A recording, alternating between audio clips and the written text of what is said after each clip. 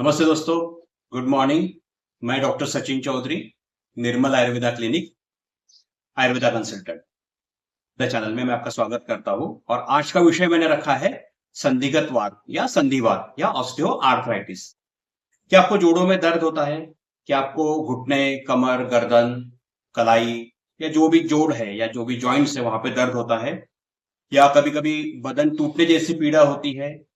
सर्दियों के दिनों में अक्सर ये दर्द बढ़ता है, शरीर में हरारत सी रहती है, या कभी कभी ज्यादा चलने पे या ज्यादा सीढ़ियां उतर चढ़ करने में कभी कभी जोड़ों पे या बेसिकली घुटने पे सूजन आती है। दूसरा, सीढ़ियां उतरने चढ़ने में दिक्कत आती है या बहुत धीरे धीरे चढ़ना पड़ता है, या नीचे बैठने में तकलीफ होती है, तो डेफिनेटली ये संधिगत वात के लक्षण है। संधिगत वात मतलब संधियों के अंदर वात का प्रकोप होना या वात बढ़ जाना। इसे ही मॉडर्न साइंस में ऑस्टियो आर्थराइटिस कहा गया है। आर्थराइटिस से डिफरेंट पार्ट हो गया, लेकिन ऑस्टियो आर्थराइटिस मतलब संधियां सूखते जाना या जोड़ों के अंदर जो साइनोवियल फ्लूइड है वो धीरे धीरे कम होने लगता है, जिसके वजह से उठ बैठ करते समय कटकट की आवाज आने लगती है। जैसे आप नीचे सीढ़ियां उतरने चढ़ेंगे या सोफे पे बैठे हैं तो चल उठते समय कट ऐसा आवाज आना घुटनों में से बेसिकली, तो ये इस वजह से होता है कि ये वात जो बढ़ता है या वात का जो प्रकोप होता है वो जोड़ों में ड्राइनेस निर्माण करता है। और ड्राइनेस निर्माण की वजह से वहां पे जो फ्रिक्शन होने लगता है, तो वो फ्रिक्शन होते समय वहां पे ऑयल कम होने की वजह से, साइनोवियल फ्लूइड कम होने की वजह से वहां पे कटकट की आवाज आने लगती है। सेकंड थिंग, ये जो संधिगत वात पहले ओल्ड एज पेशेंट में ज्यादा दिखाई देता था, बियॉन्ड 55-60 वगैरह, लेकिन आजकल ये थोड़ा सा जल्दी भी दिखाने लगा, मतलब 50 की उम्र में वगैरह आजकल इसके लक्षण पेशेंट में दिखाई देते हैं। इसकी वजह है आपका लाइफस्टाइल।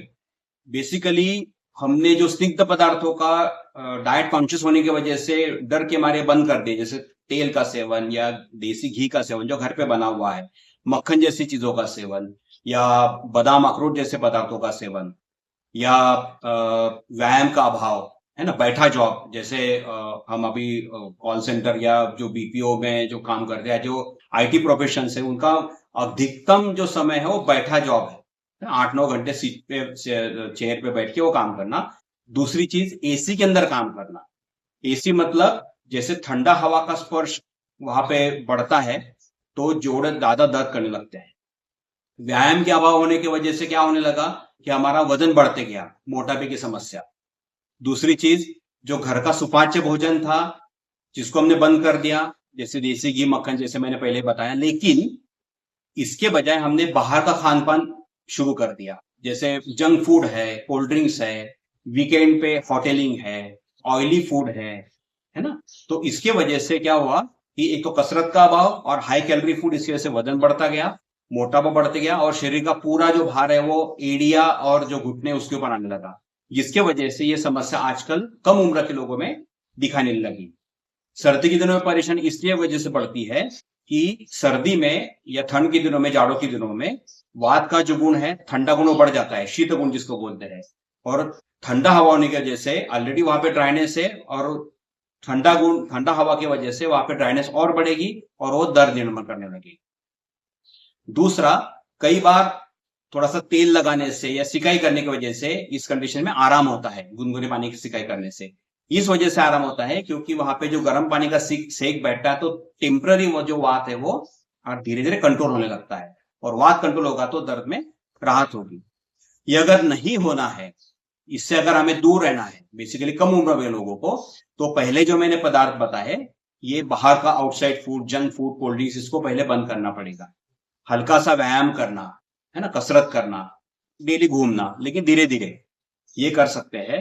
रात का जागरण, जैसे अभी कई बार नाइट शिफ्ट होने लगती है, तो नाइट शिफ्ट की वजह से ये किया भी टाल तो नहीं सकते, लेकिन कम से कम दूसरे दिन पर्याप्त नींद लेना, या जिस दिन आपकी डे शिफ्ट है उस समय कम से कम रात का जागरण अवॉइड करके पूरी 6 से 7 घंटे जो नींद बताई गई है वो प्रॉपर फॉलो करना, घर का सुपाच्य भोजन फॉलो करना, ये बहुत जरूरी है।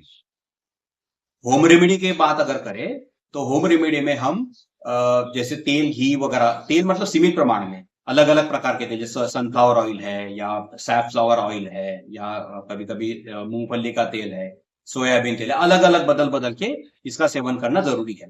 देसी घी का सेवन करना जरूरी है। जैसे नट्स है, जैसे अखरोट हो गया या बादाम हो गया, इनका सेवन करना जरूरी है। वैसे ही खाने में आप हींग का इस्तेमाल कर सकते हैं सीमित मात्रा में। वैसे ही काला नमक, अजवाइन का सेवन करना ये भी बहुत जरूरी है। खाना खाने के बाद में अजवाइन, सौंफ, काला नमक, इसका थोड़ा सा 2-3 चुटकी प्रमाण में सेवन करें तो ये वात कंट्रोल होता है। बेसिकली कोष्ठगत वात, जो पेट के अंदर का वात है, वो कंट्रोल होने लगता है और वो फिर जोड़ों में दर्द निर्माण नहीं करेगा कंट्रोल होने की वजह से। सेकेंड थिंग, अलग अलग प्रकार का योगा प्राणायाम, इसका भी आप सेवन कर, इसका भी आप फॉलो कर सकते हैं। स्ट्रेस मैनेजमेंट के लिए, बेसिकली स्ट्रेस किसी भी चीज का शरीर में वात बढ़ाता है और वात बढ़ने की वजह से ये शरीर के अंदर का जो भी संधि या है, जो भी जॉइंट्स है, वहां पे वो दर्द निर्माण करता है। तो स्ट्रेस मैनेजमेंट के लिए आप योगा प्राणायाम है, अनुलोम विलोम प्राणायाम है, ओंकार प्राणायाम है, इसका भी आप अनुसरण कर सकते हैं। तो इन चीजों का अगर आप सेवन करेंगे या फॉलो करेंगे तो डेफिनेटली आप संधिगत वात से दूर रहेंगे। नमस्ते।